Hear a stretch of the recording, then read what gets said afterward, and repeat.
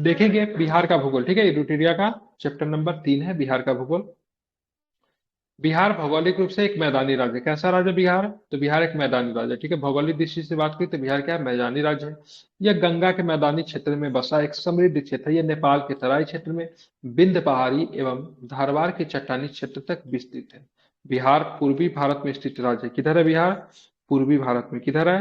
पूर्वी भारत में। ठीक है, ध्यान रखेंगे। ठीक है, जो भौगोलिक रूप से 3 भागों में विभाजित है। कैसे है? तो बिहार का भौतिक विभाजन करेंगे तो पर्वतीय तराई क्षेत्र आएगा, मैदान आएगा, पठार आएगा। ठीक है, पर्वतीय तराई क्षेत्र में सोमेश्वर की पहाड़ी है, रामनगर दून है, दून की घाटी है। ठीक है, मैदान में देखेंगे तो उत्तरी गंगा मैदान है, दक्षिणी गंगा मैदान है, पठार में देखेंगे धारवाड़ चट्टान है, या उसके बाद विंध्य चट्टान है। कौन कौन है? तो पर्वतीय तराई क्षेत्र में अगर बिहार को अगर बांट के देखते तो सोमेश्वर से नहीं आता है, रामनगर दून आता है, दून घाटी आती है। ठीक है, मैदान में देखेंगे तो उत्तरी गंगा का मैदान है, ठीक है, दक्षिणी गंगा का मैदान है, और पठार में देखेंगे तो धारवाड़ चट्टान है, उसके बाद देखेंगे विंध्य चट्टान है। ठीक है, अब यहाँ पे बिहार का आएगा मैप। ठीक है, बिहार का मतलब बिहार का भौतिक विभाजन किस प्रकार से किया गया है वो आपको देखना है। ठीक है, इसमें पूरा भौतिक विभाजन को बहुत अच्छे तरीके से दिया है। गंगा नदी यहाँ से गुजर रही है, ये भी आप देखेंगे। ठीक है, और बाकी सारे नदी मतलब आएगी कहाँ पे? सब नदी गंडक आके यहाँ पे मिल रही है, कोसी आके मिल रही है, सोन आके मिल रही है, घाघरा आके मिल रही है। ठीक है, महानंदा पीछे से मिल जाती है। इस सब के सब नदी आके गंगा में आके मिलती है। ठीक है, अब बिहार के संदर्भ में हम देखेंगे। सबसे पहले हम लोगों ने देखा बिहार को सब कुछ कर दिया, उसके बांटने के बाद सबसे पहले पर्वतीय तराई क्षेत्र को हम लोग देखेंगे। ठीक है, क्या है? तो पर्वतीय तराई क्षेत्र बिहार के उत्तर पश्चिम भाग में हिमालय पर्वत की शिवालिक श्रेणी का भाग अवस्थित है। ठीक है, तो बिहार के उत्तर पश्चिम भाग में हिमालय पर्वत की शिवालिक श्रेणी का भाग अवस्थित है। क्या बोलेंगे उसको? बोलेंगे क्या बोलेंगे? तो उनको पर्वतीय तराई क्षेत्र बोलेंगे। ठीक है, इसका कुल क्षेत्रफल इसका कुल क्षेत्रफल कितना है? 932 वर्ग किलोमीटर। कितना है? 932 वर्ग किलोमीटर। तो बिहार का क्षेत्रफल कितना पहले ये बता दीजिएगा। हाँ सर, 9,000। ठीक से लिख रहे 94,000। ठीक है, 163 वर्ग किलोमीटर। हैं। ठीक है, ध्यान रखिए। ठीक है, तो यहाँ पे पर्वतीय तराई क्षेत्र की बात करें 932 वर्ग किलोमीटर में है। इसका विस्तार मुख्य रूप से पश्चिमी चंपारण जिले में इसे 3 उपवर्गों में विभाजित किया गया। सबसे पहले सोमेश्वर की श्रेणी। ठीक है, प्रश्न बनता है इसे क्या बनता है? तो त्रिवेणी संगम पे नेपाल एवं बिहार की सीमा पे निर्धारित करता है। ठीक है, तो कौन सी श्रेणी की बात करेंगे? तो बिहार एवं नेपाल की सीमा निर्धारित करता है तो सोमेश्वर की श्रेणी। ऊंचाई कितनी है? ऊंचाई कितनी है? 874 मीटर। ऊंचाई याद रखना क्यों जरूरत है? क्योंकि बिहार की सबसे ऊंची चोटी है। ठीक है, ये बिहार की सबसे ऊंची चोटी कौन है? तो ध्यान रखें, सोमेश्वर की श्रेणी। ठीक है, बिहार की सबसे ऊंची चोटी कौन है? तो सोमेश्वर की श्रेणी 874 मीटर के साथ। रामनगर दून की बात करेंगे। इसका विस्तार हरका नदी घाटी में है। इस क्षेत्र की अधिकतम ऊंचाई कितना है? 240 मीटर। कितनी है? रामनगर दून। इसका विस्तार कहाँ है? हरहा नदी घाटी में है। कहाँ पे? हरहा नदी घाटी में है। इस क्षेत्र की अधिकतम ऊंचाई कितनी है? तो 240 मीटर। कितनी है? 240 मीटर। ठीक है, अब आते हैं दून घाटी। क्या आता है? दून घाटी अब आएंगे। ठीक है, इसका विस्तार, ठीक है, इसका विस्तार सोमेश्वर श्रेणी एवं रामनगर दून के बीच में है। इस घाटी को हरहा नदी घाटी भी कहा जाता है। ठीक है, इसको क्या कहा जाता है? इस घाटी को हरहा नदी घाटी भी कहा जाता है। ठीक है, तो ध्यान में हमने कैसे बांटा? तो हमने बिहार के, ठीक है, बिहार के पर्वतीय तराई भागों के 3 भागों में हमने बांटा है। सबसे पहले सोमेश्वर श्रेणी, ये त्रिवेणी संगम पे नेपाल एवं बिहार की सीमा निर्धारित करती है। ऊंचाई कितनी है सोमेश्वर की? तो 874। कितनी ऊंचाई है? तो 874 मीटर ऊंचाई है। कितनी है बताइए? और बिहार की सबसे ऊंची चोटी कौन सी है? तो क्या बताएंगे? सोमेश्वर। सोमेश्वर ही है। ठीक है, बिहार की सबसे ऊंची चोटी की बात करें सोमेश्वर ही है। ठीक है, उसके बाद रामनगर दून।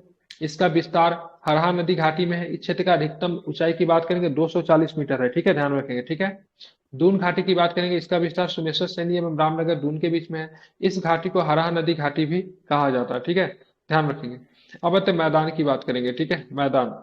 तो मैदानी क्षेत्र में देखिए बिहार बिहार में कुल भूभाग का 96% भाग मैदानी है। ठीक है, कितना भाग मैदानी है बिहार में? ठीक है, बिहार के कुल भूभाग का कितना प्रतिशत भाग मैदानी है? ध्यान, 96% भाग। कितना?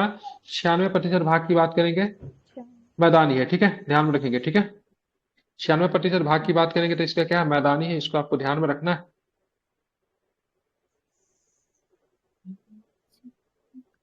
उसके बाद बात करते हैं तो इस मैदानी भाग का निर्माण किन नदियों के सहायक नदी से हुआ है? तो इस मैदानी भाग का निर्माण गंगा और उसकी सहायक नदियों के निक्षेप से हुआ है। ठीक है, इस मैदान के मध्य में गंगा नदी बहती है। गंगा नदी की अवस्थिति के आधार पर इसे 2 उपवर्गों में विभाजित किया गया है। ठीक है, बिहार के कुल भूभाग का 96% भाग मैदानी है। इस मैदानी भाग का निर्माण गंगा और उसकी सहायक नदियों के निक्षेप से हुआ है। इस मैदान के मध्य में गंगा नदी बहती है। ठीक है, गंगा नदी की अवस्थिति के आधार पर इसे कितने उपवर्गों में बांटा गया है? दो। कितने उपवर्गों में विभाजित किया गया? दो। सबसे पहले उत्तर गंगा का मैदान, और ध्यान रखें नीचे दक्षिण गंगा के मैदान। ठीक है, तो सबसे पहले देखिए उत्तर गंगा के मैदान। उत्तर गंगा के मैदान में क्या क्या आता है उसको जरा समझिएगा। गंगा नदी से उत्तर में नेपाल सीमा तक इसका विस्तार है। ठीक है, इस मैदान का ढाल उत्तर से दक्षिण तथा उत्तर पश्चिम से दक्षिण पूर्व की ओर है। इस मैदानी भाग को तीन दोआबों में बांटा गया है। ठीक है, कितने दोआब में बांटा गया है इसको? तीन दोआबों में बांटा गया है। दोआब से तात्पर्य है दो नदियों के बीच की भूमि या मैदान। ठीक है, दोआब किसे बोलते हैं? दो नदियों के बीच के भूमि या मैदान को दोआब कहते हैं। ये सभी दोआब क्षेत्र अपने जलोढ़ मृदा में उर्वरता के लिए प्रसिद्ध है। जो भी जलोढ़ क्षेत्र होगा, जो भी दोआब क्षेत्र होगा, वह जलोढ़ मृदा के लिए जाना जाएगा या फिर उर्वरता के लिए। ठीक है, काफी अधिक क्या होता है? उपजाऊ होता है। ठीक है, क्या होता है? काफी अधिक उपजाऊ होता है। घाघरा गंडक के दोआब, गंडक कोसी का दोआब, कोसी महानंदा का दोआब। ठीक है, तीनों आपको ध्यान रखना है। ठीक है, कौन कौन? घाघरा गंडक का दोआब, गंडक कोसी का दोआब, कोसी महानंदा का दोआब। ठीक है, अब आते हैं दक्षिण गंगा का मैदान। ठीक है, गंगा नदी से दक्षिण और दक्षिण के पहाड़ी क्षेत्र में मध्य दक्षिण गंगा का मैदान अवस्थित है। ठीक है, उत्तरी गंगा मैदान की तुलना में इसका आकार छोटा है। इसका निर्माण गंगा के अतिरिक्त पठारी नदियों के निक्षेप से हुआ है। इस क्षेत्र को तीन उपवर्गों में बांटा जाता है। ठीक है, तो दक्षिण गंगा के मैदान को देखेंगे। ठीक है, तो गंगा नदी से दक्षिण और दक्षिण के पहाड़ी क्षेत्र में मध्य दक्षिण मध्य दक्षिण गंगा का मैदान अवस्थित है। उत्तरी गंगा का मैदान की तुलना में इसका आकार छोटा है। ठीक है, ध्यान रखेंगे। इसका निर्माण गंगा के अतिरिक्त पठारी नदियों के निक्षेप से हुआ है। ठीक है, इस क्षेत्र को तीन उपवर्गों में बांटा जाता है। ठीक है, गंगा सोन, सबसे पहले गंगा सोन दोआब। ठीक है, दूसरा क्या होता है? मध्य मैदान, मगध का मैदान, और तीसरा जो होता है अंग का मैदान। ठीक है, तो गंगा सोन दोआब, ठीक है, मगध का मैदान, अंग का मैदान किस में आएगा? तो दक्षिण गंगा के मैदान में आते हैं। किस में आते हैं ये? ठीक है, ध्यान रखें किस में आते हैं? दक्षिण। ठीक है, ध्यान रखें किस में आएंगे? दक्षिण। ठीक है, गंगा के, ठीक है, मैदान में आते हैं। ये किस में आएंगे? ठीक है, घाघरा गंडक दोआब, गंडक कोसी दोआब, उत्तरी गंगा कोसी के महानंदा, मैदान, ये सब किस में आएंगे? उत्तरी उत्तरी, गंगा के मैदान। बिल्कुल उत्तरी गंगा का मैदान में ये आएंगे। ठीक है, ध्यान में रखेंगे उत्तरी गंगा के मैदान में ये आते हैं। ठीक है, ध्यान में इसको रखना है। ठीक है, अब हम देखेंगे तो यहाँ पे हमने बहुत सारी चीजों को समझा। इसको जरा एक बार आप लोग इसको फिर से पढ़िएगा। ठीक है, ध्यान रखिएगा। इस मैदानी में कितने? तीन दोआब आते हैं। उत्तरी गंगा के मैदान में तीन आते हैं। कौन कौन? घाघरा गंडक, गंडक कोसी, कोसी महानंदा। ठीक है, ध्यान में रखेंगे। अब यह गंगा नदी के दक्षिण और दक्षिण के पहाड़ी क्षेत्र के मध्य दक्षिण गंगा का मैदान अवस्थित है। उत्तरी गंगा मैदान की तुलना में इसका आकार क्या है? छोटा है। इसका निर्माण गंगा के अतिरिक्त के पठारी नदियों के निक्षेप से हुआ है। इसमें तीन उपवर्ग में विभाजित करते हैं। कौन कौन है? गंगा सोन दोआब, मगध का मैदान, अंग का मैदान। ठीक है, आप देखेंगे पठार। पठार के बाद में देखेंगे बिहार के दक्षिण सीमा पे पठार में पहाड़ी क्षेत्र है जो झारखंड से सीमा सजा करते हैं। ठीक है, बिहार के दक्षिण सीमा पे, ठीक है, पठार एवं पहाड़ी क्षेत्र झारखंड से सीमा सजा करते हैं। दक्षिण में स्थित पहाड़ी क्षेत्र में दो क्रम की चट्टानें अवस्थित है। कौन कौन? धरवार चट्टान और विंध्य चट्टान। तो पठार में देखेंगे तो बिहार के दक्षिण सीमा पे पठार एवं पहाड़ी क्षेत्र है जो झारखंड से सीमा सजा करते हैं। बिहार के पठार किससे सीमा सजा करेंगे? किससे करेंगे? झारखंड के साथ। किसके साथ करेंगे? झारखंड के साथ करेंगे। किसके साथ करेंगे? झारखंड के साथ करेंगे। ठीक है, और तराई किसके साथ सीमा करेंगे? जिससे यहाँ पे आप लोगों को देखा था, उससे तराई बोल रहा हूँ। ठीक है, पर्वतीय तराई, हाँ पर्वतीय तराई में सोमेश्वर सेन नेपाल के साथ करता है। ठीक है, ध्यान रखेंगे। ठीक है, इंपॉर्टेंट था ये। ऊंचाई कितनी थी सोमेश्वर की? 874 मीटर। ठीक है, ध्यान रखेंगे। ठीक है, अब पहाड़ में देखेंगे तो पहाड़ क्या है? तो जो झारखंड से सीमा सजा करते हैं। दक्षिण में स्थित पठारी क्षेत्र पे दो क्रम की चट्टान है। एक है धारवाड़ है और विंध्य चट्टान है। ठीक है, धारवाड़ चट्टान आपको कहाँ कहाँ पे मिलेगा तो क्या बताएंगे? मुंगेर, जमुई, नवादा, गया में। ठीक है, मुंगेर में, जमुई में, नवादा में, गया में। ठीक है, धारवाड़ चट्टाने की बात की, इसका नाम जो है कर्नाटक के नाम पे, कर्नाटक का एक जिला है धारवाड़। अब विंध्य की बात करेंगे तो एमपी का एक जिला है विंध्य, उसके नाम पे रखा गया। ठीक है, अब विंध्य की चट्टान कहाँ पे मिलेगी आपको? ये इंपॉर्टेंट है, याद रखिए। कहाँ पे की विंध्य की चट्टान कहाँ पे मिलेगी बिहार में? तो कैमूर एवं रोहतास में। कहाँ पे मिलेगी? तो कैमूर एवं रोहतास में मिलेगी। ठीक है, आप इसे याद रखेंगे। ठीक है, कहाँ पे? कैमूर एवं रोहतास में। धरवाड़ की चट्टानें मुंगेर, जमुई, नवादा, गया इत्यादि में। ठीक है, अब आते बिहार के महत्वपूर्ण अन्य तत्व के देखेंगे।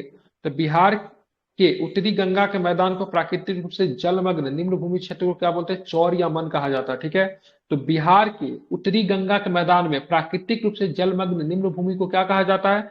चौर बोलते हैं या फिर मन बोलते हैं। ठीक है, कहाँ पे मिलेगा? उत्तर में मिलेगा ये चौर या मन, या फिर गंगा के दक्षिण में मिलेगा? कहाँ पे मिलेगा? उत्तर में सर। बिल्कुल, आप ध्यान में रखेंगे। बिल्कुल ठीक है, कहाँ पे मिलेगा? तो बिहार के उत्तरी गंगा के मैदानी के प्राकृतिक रूप से, ठीक है, जलमग्न भूमि को क्या कहा जाता है? क्या बताएंगे? इसको चौर बोलते हैं, फिर मन बोलते हैं। ठीक है, पूछा गया है, इसे आप ध्यान में रखेंगे। ठीक है, गंगा के मैदानी बाढ़ के क्षेत्र में बनने वाले विशेष आकृति क्षेत्र को क्या बोला जाता है? दियारा प्रदेश बोलते हैं। क्या बोलते हैं? तो गंगा के मैदानी बाढ़ क्षेत्र में बनने वाले विशेष आकृति क्षेत्र को क्या बोलते हैं? दियारा प्रदेश। दियारा प्रदेश कहते हैं। क्या बोलते हैं इसको? दियारा प्रदेश कहते हैं। ठीक है, ध्यान रखेंगे। उत्तरी गंगा मैदान में कई मन चौर है, ठीक है, जिसमें क्या पाया जाता है? गोकुल झील। गोकुल झील कहा जाता है। ठीक है ना, उत्तरी गंगा मैदान में कई मन चौर है जिसमें क्या मिलते हैं? गोकुल झील मिलते हैं। क्या मिलते हैं वहां पे? गोकुल झील मिलते हैं। ठीक है, ध्यान रखेंगे। ठीक है, दक्षिण गंगा मैदान में तटबंध, ठीक है, दक्षिण गंगा मैदान में तटबंध से सटे लगे दक्षिण की ओर गहराई वाले क्षेत्र को क्या टाल कहा जाता है? क्या कहा जाता है? टाल कहते हैं। ठीक है, दक्षिण गंगा मैदान में तटबंध से सटे दक्षिण की ओर गहराई वाले क्षेत्र को क्या बोलते हैं? टाल कहा जाता है। क्या कहा जाता है? टाल कहा जाता है। ठीक है, उत्तरी गंगा के मैदान में मतलब किसके लिए जानी जाती है? उत्तरी गंगा का मैदान किसके लिए जानी जाती है? बाढ़ की विभीषिका के लिए। किसके लिए जानी जाती है? बाढ़ की विभीषिका के लिए जानी जाती है उत्तरी गंगा का मैदान। ठीक है, ध्यान में रखेंगे। ठीक है, तो कई चीजों का आपको ध्यान में रखना है। सबसे पहले देखेंगे उत्तरी गंगा के मैदान में कई मन या चौर गोकुल झील के रूप में आपको पाए जाते हैं। ध्यान में रखेंगे। दक्षिण गंगा के मैदान में तटबंध से लगे दक्षिण की ओर गहराई वाले क्षेत्र को क्या बोलते हैं? टाल बोलते हैं।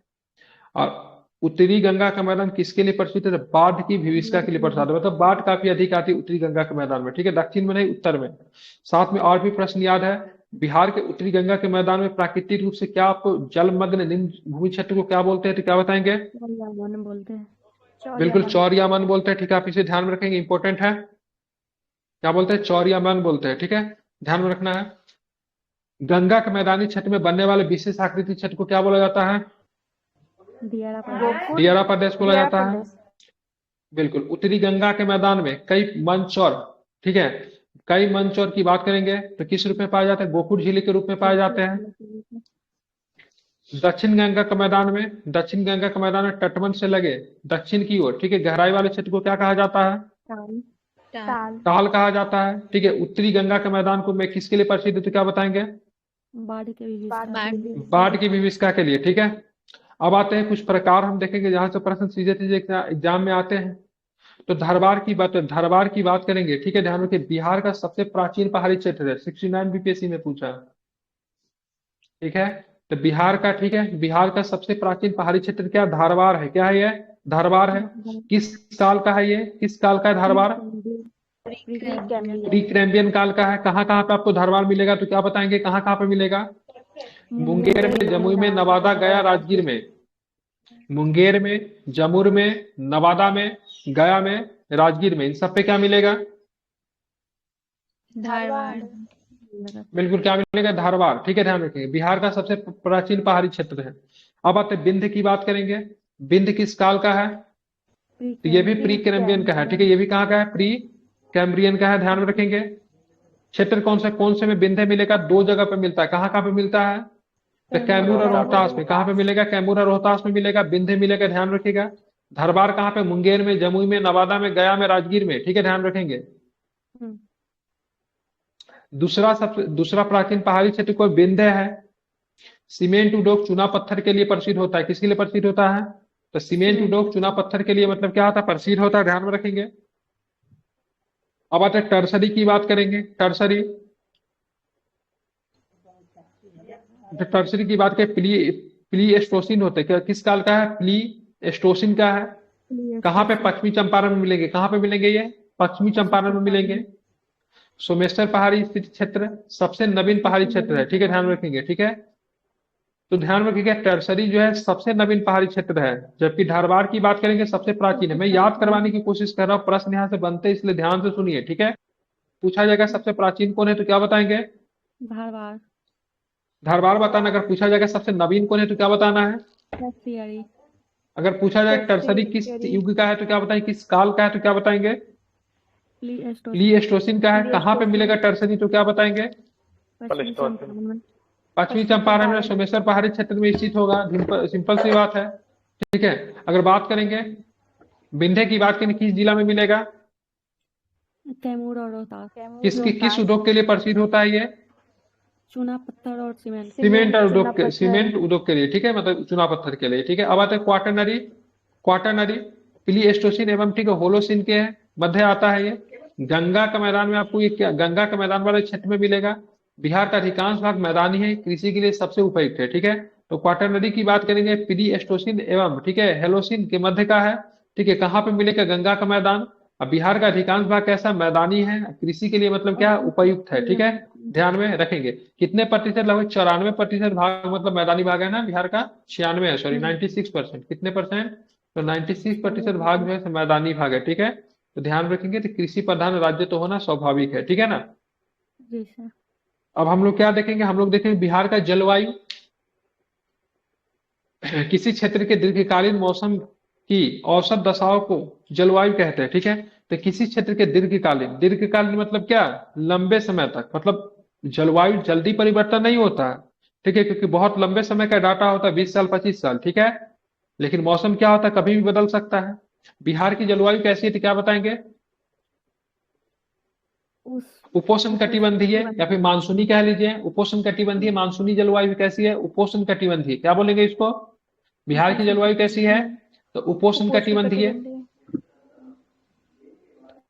ध्यान में रखना है, किसी क्षेत्र की जलवायु विभिन्न कारकों से प्रभावित होती है। ठीक है, किसी क्षेत्र की जलवायु कैसे होती है? विभिन्न कारकों से क्या होगी? प्रभावित होगी। बिहार में जलवायु को प्रभावित निर्धारित करने वाले प्रमुख कारक कौन कौन है, तो उनके बारे में हम नीचे देखेंगे। तो किसी क्षेत्र की जलवायु विभिन्न कारणों से प्रभावित होती है। बिहार में जलवायु प्रभावित निर्धारित करने वाले प्रमुख कारण कौन कौन है, तो निम्नलिखित है। सबसे पहले अक्षांशीय स्थिति, बंगाल की खाड़ी से दूरी, मानसून का प्रभाव, उत्तर में हिमालय पर्वत की उपस्थिति, या फिर ऊंचावच। ठीक है, इन सारे कारणों से मतलब क्या होगी? जलवायु प्रभावित होगी। फिर से रिपीट कर रहा हूं, पूछा जाएगा तो किसी भी क्षेत्र में, बिहार के क्षेत्र की बात नहीं हो रहे हो, किसी क्षेत्र की जलवायु निम्न कारणों से प्रभावित हो सकती है। अब बिहार में जलवायु को प्रभावित या फिर निर्धारित करने वाले प्रमुख कारण कौन कौन है? यही है। ठीक है, सब जगह बिहार में। इसमें बंगाल की खाड़ी को हटा दीजिएगा तो बाकी सब जो होता है मतलब जलवायु की वजह से मतलब सारा क्षेत्र प्रभावित होता है। लेकिन बिहार में जो मुख्यतः जो प्रभावित जो होगा उसमें क्या होगा? अक्षांशीय स्थिति है, बंगाल की खाड़ी से दूरी, मानसून का प्रभाव, उत्तर में हिमालय पर्वत की उपस्थिति है, ऊंचावच। बिहार में उत्तरी भाग में, बिहार के उत्तरी भाग एवं दक्षिणी भाग के भौगोलिक दशाओं में अंतर के कारण विभिन्न भूगोलविदताओं ने बिहार की जलवायु को अलग अलग प्रकार का वर्गीकरण किया है। ये बहुत इंपॉर्टेंट डाटा है, स्क्रीनशॉट ले लीजिए। तो कोपेन के अनुसार अगर बात करें उत्तरी बिहार कैसा है, कोपेन के अनुसार क्या बताएंगे?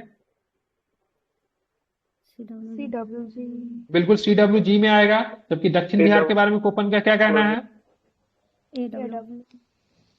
बिल्कुल, दक्षिण बिहार के बारे में उसने क्या कहा? दक्षिण बिहार के बारे में AW कहा है। ठीक है, कोपेन की बात करेंगे तो उसने बोला उत्तर बिहार में CWG है। कई बार एग्जाम में पूछा है, पूछ के बोर हो गया एग्जामिनर। ठीक है, दक्षिण बिहार में क्या है? AW है। त्रिवार्था की बात करें, उत्तर बिहार CAW, दक्षिण बिहार AW। ठीक है, ध्यान रखेंगे। ठीक है, क्या है? त्रिवार्था ने दक्षिण बिहार को AW में रखा, कोपेन ने भी दक्षिण बिहार को AW में रखा, उत्तर बिहार को CAW में रखा उसने, त्रिवार्था ने। और थॉर्नमेट के अनुसार अगर बात करेंगे तो उत्तर पश्चिमी संकीर्ण क्षेत्र को उसने लगा CBW में रखा, और शेष बिहार को मतलब CAW में रखा। किसमें रखा? शेष बिहार को CAW में रखा। तो कोपेन बहुत अधिक बार पूछ चुका है, अब त्रिवार्था का चांसेस है, त्रिवार्था से पूछने की उम्मीद है। तो उत्तर बिहार को उसने रखा CAW, और इधर के दक्षिण बिहार को किसमें रखा? त्रिवार्था ने। कोपेन। ठीक है, WG का क्या पता, मुझे नहीं जानकारी, एक बार देख लीजिए गूगल करके क्या होता है, मे भी हो सकता है फुल फॉर्म भी पूछ रहे। ठीक है, तो उत्तर बिहार को CWG में, दक्षिण बिहार को AW में। ठीक है, त्रिवार्था ने CAW में और दक्षिण बिहार को AW में रखा। ठीक है, अब आता है बिहार की ऋतु देखेंगे। तो बिहार में सामान्यतः 3 ऋतु पाई जाती है। सबसे पहले कौन? ग्रीष्म ऋतु। जब सूर्य के उत्तरायण की स्थिति होती है तब तापमान में वृद्धि से वायु दाब में कमी आने लगती है। यह महीना मार्च से जून तक होती है। ठीक है, मतलब शुरू हो गया। ठीक है, मार्च से मध्य, ठीक है। मतलब आज हम लोग कब है, मार्च के एकदम मध्य में प्रवेश कर चुके हैं, ठीक है। तो जो लोग बिहार में रहते हैं समझिए आज से आपका ग्रीष्म ऋतु मतलब क्या हो गया, शुरुआत हो गया। मार्च अप्रैल मई जून तक रहेगी ये, ठीक है। जून के मतलब आधे महीने तक रहेगी, ठीक है। तो मार्च से लेकर मध्य जून तक की स्थिति को क्या कहते हैं, तो ग्रीष्म ऋतु, ठीक है।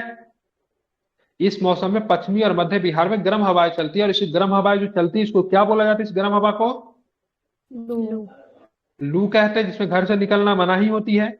इस मौसम में तापमान 32 डिग्री सेल्सियस होता है। सबसे गर्म स्थान की बात करेंगे, ठीक है, 47 डिग्री सेल्सियस के साथ गया जो है टॉप स्थान पे है। सबसे गर्म स्थान की बात करें वो भी गया है बिहार में, सबसे ठंडा स्थान की बात करें वो भी गया है बिहार में। दोनों को दोनों क्या है, दोनों को दोनों गया ही है, ठीक है। और गया बिहार में किस राज्य के साथ सीमा बनाती है, झारखंड। झारखंड के साथ क्या करेगी, सीमा बनाएगी, बहुत सुंदर। तो मानसून आने से पूर्व बिहार में बंगाल की खाड़ी से आने वाली उष्णकटिबंधीय चक्रवातों के कारण वर्षा होती है, जिसे नॉर्वेस्टर या फिर काल वैसाखी कहते हैं, ठीक है। काल वैसाखी बिहार में नहीं कहते, बिहार से बाहर बंगाल वगैरह में कहते हैं, ठीक है। तो मानसून, हाँ मानसून नहीं, केरल में नहीं, काल वैसाखी बंगाल में, ठीक है। मानसून आने से पूर्व बिहार में बंगाल की खाड़ी से आने वाली उष्णकटिबंधीय चक्रवातों के कारण वर्षा होती है, और जिसे मतलब क्या कहते हैं, नॉर्वेस्टर या फिर मतलब क्या बोलते हैं, काल वैसाखी कहते हैं, ठीक है। मानसून आने से पहले की स्थिति है, वर्षा ऋतु बिहार में कब से कब तक होती है, जब गर्मी की मौसम जाएगा तो मध्य जून से, जून मध्य से अक्टूबर मध्य तक वर्षा ऋतु के समय बिहार में क्या होता है, वर्षा होता है। बिहार में मानसून का प्रवेश कब होता है, तो क्या बताएंगे, इंपॉर्टेंट क्वेश्चन है। यहीं से मतलब वर्षा ऋतु का प्रारंभ भी माना जाएगा। कब होता है मानसून का प्रवेश, मध्य जून। बिहार में, ठीक है। सबसे अधिक वर्षा कब होती है, तो बिहार में जुलाई एवं अगस्त में अधिक वर्षा होती है। कब होती है, जुलाई एवं अगस्त में क्या होती है, खूब वर्षा होती है। लेकिन मध्य जून में मतलब क्या होता है, मानसून का प्रवेश बिहार में हो जाता है। बिहार में औसत वर्षा की बात करें 112 सेंटीमीटर होती है। जहां सर्वाधिक वर्षा कहाँ पे होती है बिहार में, तो क्या बताएंगे, किशनगंज। किशनगंज में, ठीक है। सबसे किशनगंज जिला सबसे कम वर्षा की जिला में होता है, औरंगाबाद। में औरंगाबाद भी कहीं कहीं देता है। मैम इसके साथ औरंगाबाद तो लिखा हुआ, कहीं कहीं क्या देता है, औरंगाबाद ही लिखा हुआ है, जी सर। ठीक है। सबसे अधिक वर्षा कहाँ पे, किशनगंज में। सबसे कम वर्षा औरंगाबाद में, ठीक है। सीधे आधा एक तरह से देखेंगे, ठीक है। 205 का एक तरह से सीधे 101 हो जाता है, ठीक है। बिहार में दक्षिण पश्चिम मानसून की बंगाल की खाड़ी के शाखा से सर्वाधिक वर्षा होता है। अगर पूछेगा बिहार में वर्षा किसके वजह से होती है, किस मानसून की वजह से, दक्षिण पश्चिम मानसून से। दक्षिण पश्चिम मानसून की वजह से। किसके वजह से वर्षा होती है, ध्यान रखें, दक्षिण पश्चिम मानसून की वजह से। बिहार में उत्तरी भाग में अधिक वर्षा प्राप्त करता है, जिसके कारण उत्तर बिहार बाढ़ से तथा दक्षिण बिहार का कुछ भाग सूखा से प्रभावित होता है। बिहार में उत्तरी भाग अधिक वर्षा प्राप्त करता है, इसीलिए बिहार में उत्तर बिहार बाढ़ से और दक्षिण बिहार में कम वर्षा होने के वजह दक्षिण बिहार सूखा से प्रभावित होता है, ठीक है। तो बिहार में दोनों प्रकार की आपदाएं हैं। एक तो हम लोग बाढ़ से परेशान है, और ऊपर से किससे परेशान है, तो सूखा से भी परेशान है। तो दोनों प्रकार से आपदा से परेशान है। तो सूखा से मतलब कौन सा, साउथ बिहार, कौन सा, साउथ बिहार। और इधर से मतलब बाढ़ से नॉर्थ बिहार, ठीक है। नॉर्थ बिहार परेशान है, ठीक है। तो नॉर्थ बिहार साउथ बिहार ध्यान में रखेंगे इसको, ठीक है। अगर पूछा गया दक्षिण पश्चिम मानसून से सबसे अधिक वर्षा बिहार का कौन सा क्षेत्र प्राप्त करता है, तो उत्तरी भाग, ठीक है। कौन सा भाग, उत्तरी भाग, समझ गए। आप चलेंगे शीत ऋतु। इस काल का, इसका काल मध्य अक्टूबर से फरवरी तक, फरवरी माह तक होता है। मानसून लौटने के साथ बिहार में शीत ऋतु आरंभ हो जाता है। क्या होता है, मानसून लौटने के साथ बिहार में क्या होता है, शीत ऋतु का क्या हो जाता है, आरंभ हो जाता है। जनवरी माह सर्वाधिक ठंडक वाला होता है, ठीक है। बिहार में दिसंबर एवं जनवरी माह की बात करेंगे, सर्वाधिक ठंडा वाला होता है, आप इसे ध्यान रखेंगे। सर्वाधिक ठंडा वाला जिला कौन सा है, तो क्या बताएंगे, तो सबसे गर्म वाला कौन है, कितना टेम्परेचर जाता है, गया का मैक्सिमम 47 चला जाता है, ठीक है। 47। दिसंबर जनवरी माह में भूमध्य सागर से आने वाले शीतोष्ण चक्रवात के कारण पश्चिमी एवं मध्य बिहार में हल्की वर्षा होती है। ये वर्षा किस फसल के लिए मतलब लाभदायक होती है, रबी फसल के लिए। रबी के फसल के लिए क्या होती है, लाभदायक होती है। अत्यधिक ठंड बिहार में, ठीक है। अत्यधिक ठंड की बात करें बिहार में किस फसल के लिए काफी लाभदायक होती है, ज्यादा ठंडा,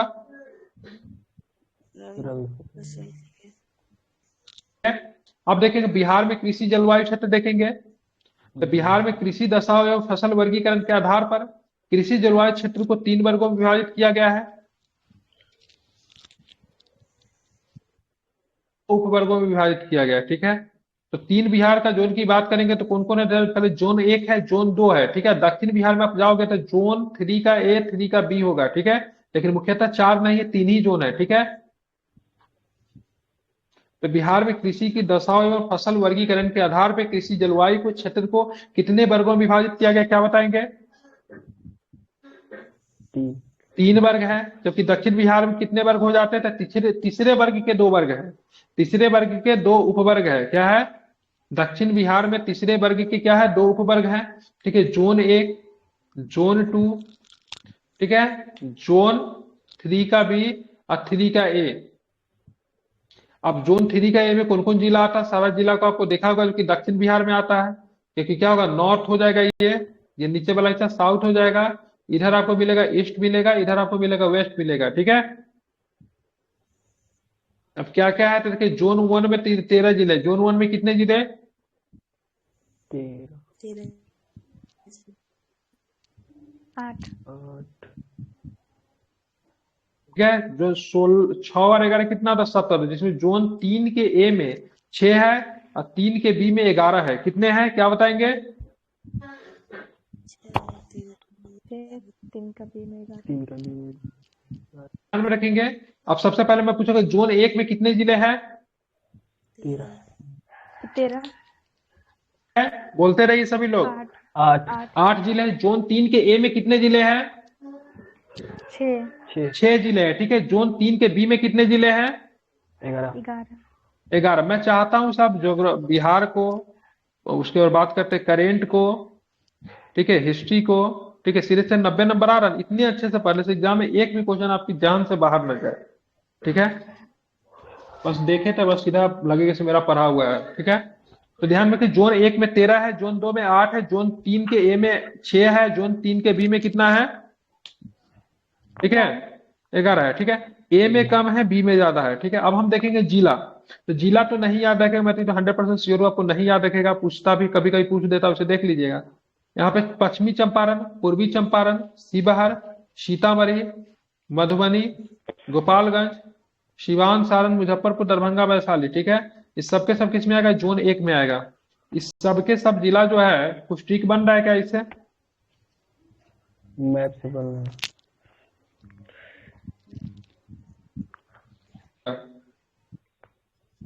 देखिए क्या मैप से बनाइए मैप। मिथिला क्षेत्र, मिथिला का क्षेत्र है, तिरहुत का क्षेत्र है, ठीक है। इसमें मिथिला का क्षेत्र है, तिरहुत का क्षेत्र है। तिरहुत वाला कौन कौन जिला है इसमें? मुजफ्फरपुर, शिवहर, सीतामढ़ी, तो तिरहुत, समस्तीपुर, नहीं तिरहुत में पड़ता है। पश्चिमी चंपारण, पूर्वी चंपारण, ये सब तिरहुत का है। समस्तीपुर तो मिथिला में ना? मिथिला में किसी तिरहुत में है, सटा हुआ है मुजफ्फरपुर से। दरभंगा में। सीतामढ़ी, समस्तीपुर, दरभंगा, ये होगा किधर? मधुबनी, ठीक है। मधुबनी, दरभंगा, समस्तीपुर। हाँ बस इसको याद करना है, ठीक है। मैप से हो जाएगा। सुपौल, अररिया, किशनगंज, सहरसा, कटिहार, खगड़िया, पूर्णिया, ठीक है। ध्यान रखिए सबके सब जोन 2 में आते हैं, ठीक है। इसमें किशनगंज, पूर्णिया और कटिहार तीनों के तीनों बंगाल से सीमा बनाते हैं। सुपौल का उत्तर प्रदेश से सीमा लगेगा कि नहीं लगेगा? नहीं लगेगा। नहीं, नेपाल से। हाँ, बंगाल से लगेगा कि नहीं लगेगा? नहीं, नेपाल से नहीं लग। बंगाल शुरू होता है लेकिन सीमा नहीं लगती सहरसा की ना। नहीं, सहरसा नहीं, कटिहार के बाद बंगाल शुरू होती है, सॉरी, सहरसा नहीं, कटिहार, कटिहार के बाद ही ना बंगाल है। जोन 3 में भागलपुर, बांका, भागलपुर प्रमंडल का दोनों, मुंगेर, जमुई, शेखपुरा, लखीसराय। जोन 3 में बक्सर, भोजपुर, पटना, अरवल, जहानाबाद, नालंदा, कैमूर, रोहतास, औरंगाबाद, गया, नवादा। ज्यादातर इसमें जिला किसका है? वाला मगध वाला क्षेत्र नहीं है, ठीक है। जो भी तरीका हो बस इसको ध्यान रखिएगा, कभी कभी पूछा जा सकता है। ये बहुत इंपॉर्टेंट है। जोन 1 में 13 है, जोन 2 में 8 है, जोन 3 के ए में 6 है, जोन 3 के बी में कितना है, 11 है। ठीक है, अब चलेंगे तो बिहार के कृषि जोन को। ठीक है, बिहार में कृषि जोन ही था ना। हाँ, बिहार में कृषि जलवायु क्षेत्र को कितने भागों में बांटा गया, 3 भागों में, 4 नहीं 3 में है। ठीक है, 3 के 2 उपवर्ग है। ठीक है, 3 के ए और 3 का बी। अब चलेंगे बिहार में कृषि जलवायु क्षेत्र की विशेषताओं और निम्नलिखित सारणी में देखा जा सकता है। अब देखेंगे जोन ए में क्या मिलेगा। सबसे पहले जोन ए में जिला की संख्या बताइए, कितने जिला थे इसमें, 13 8 3 में 6 6 11 6 प्लस 11। ठीक है, 6 प्लस कितना है, 11, टोटल 17। जी। ठीक है, आप चलेंगे आगे। अब इस क्षेत्र में औसत वर्षा 104 से 145 सेंटीमीटर तक होती है। यहाँ खादर मिट्टी की प्रधानता है। ठीक है, जोन ए में क्या है, जोन 1 में खादर मिट्टी है। प्रमुख फसल कौन होगा, गन्ना, धान, गेहूं, अरहर, मक्का आदि। जोन 2 में देखेंगे वर्षा की बात कितना से कितना होता है, 120 से लेके 140 होता है। इसमें आपको क्या मिलेगा, जूट, धान, चाय, मक्का इत्यादि। जोन 3 में बात करेंगे वर्षा क्या होता है, दक्षिण बिहार का क्षेत्र है तो जाहिर सी बात है कम वर्षा होगा। ठीक है, 95 से 115 सेंटीमीटर तक वर्षा होती है। बांगर मिट्टी की प्रधानता है किसका, जोन 1 में खादर का, जोन 1 में खादर का, जोन 2 में की बात करें बांगर का। तो ज्यादा उपजाऊ कौन होगा, खादर होगा कि बांगर उपजाऊ होगा, कौन होगा, खादर। जाहिर सी बात है खादर जो होगा से ज्यादा उपजाऊ होगा। ठीक है, ध्यान में रखेंगे। ठीक है, कल के क्लास में हम लोग देखेंगे, कल के क्लास में हम लोग देखेंगे। ठीक है, अपवाह तंत्र। ठीक है, अपवाह तंत्र कल के क्लास में देखेंगे। ठीक है, जो कि लंबा चैप्टर रहेगा। अपवाह तंत्र कल के क्लास में खत्म करेंगे। ठीक है, 1 मिनट रुकिएगा, मैं कॉल ले रहा हूँ।